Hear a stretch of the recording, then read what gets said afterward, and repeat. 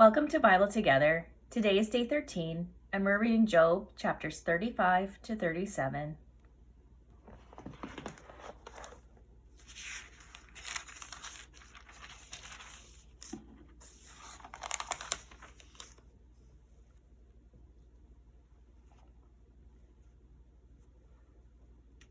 Elihu spake moreover and said, Thinkest thou this to be right, that thou saidst my righteousness is more than God's? For thou saidst, What advantage will it be unto thee? And what profit shall I have if I be cleansed from my sin? I will answer thee, and thy companions with thee. Look unto the heavens and see, and behold the clouds, which are higher than thou. If thou sinnest, what dost thou against him? Or if thy transgressions be multiplied, what dost thou unto him? If thou be righteous, what givest thou him? Or what receiveth he of thine hand? Thy wickedness may hurt a man as thou art, and thy righteousness may profit the Son of Man. By reason of the multitude of oppressions, they make the oppressed to cry. They cry out by reason of the arm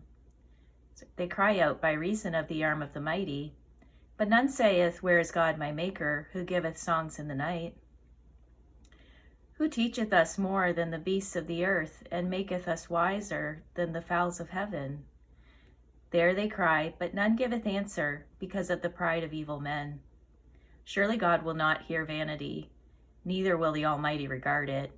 Although thou sayest thou shalt not see him, yet judgment is before him. Therefore trust thou in him.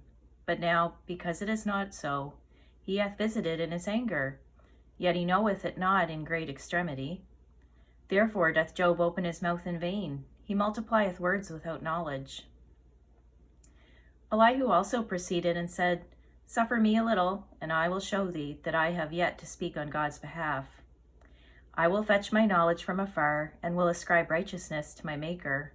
For truly my words shall not be false. He that is perfect in knowledge is with thee. Behold, God is mighty, and despiseth not any. He is mighty in strength and wisdom. He preserveth not the life of the wicked, but giveth right to the poor. He withdraweth not his eyes from the righteous, but with kings are they on the throne. Yea, he doth establish them forever, and they are exalted. And if they be bound in fetters, and be holden in cords of affliction, then he showeth them their work, and their transgressions that they have exceeded.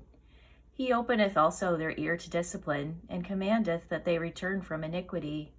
If they obey and serve him, they shall spend their days in prosperity, and their years in pleasures. But if they obey not, they shall perish by the sword, and they shall die without knowledge. But the hypocrites in heart heap up wrath. They cry not what he bindeth them. They die in youth, and their life is among the unclean. He delivereth the poor in his affliction, and openeth their ears in oppression. Even so would he have removed thee out of the strait into a broad place, where there is no straightness, and that which should be set on thy table would be full of fatness. But thou hast fulfilled the judgment of the wicked. Judgment and justice take hold on thee.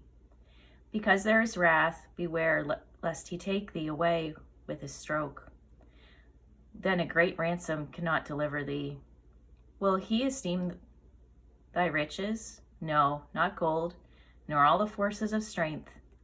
Desire not the night when people are cut off in their place. Take heed, regard not iniquity, for this hast thou chosen rather than affliction. Behold, God exalteth by his power. Who teacheth like him? Who hath enjoined him his way? Or who can say, Thou hast wrought iniquity? Remember that thou magnify his work, which men behold. Every man may see it. Man may behold it afar off. Behold, God is great, and we know him not, neither can the number of his years be searched out. For he maketh small the drops of water, they pour down rain according to the vapor thereof, which the clouds do drop and distill upon man abundantly. Also, can any understand the spreadings of the cloud, or the noise of his tabernacle? Behold, he spreadeth his light upon it, and covereth the bottom of the sea. For by them he judgeth the people, he giveth meat in abundance. With clouds he covereth the light, and commandeth it not to shine by the cloud that cometh betwixt. The noise thereof showeth concerning it, the cattle also concerning the vapor. At this also my heart trembleth, and is moved out of his place. Hear attentively the noise of his voice, and the sound that goeth out of his mouth. He directeth it under the whole heaven, and is lightning unto the ends of the earth. After it a voice roareth, he thundereth with the voice of his excellency, and he will not stay them when his voice is heard.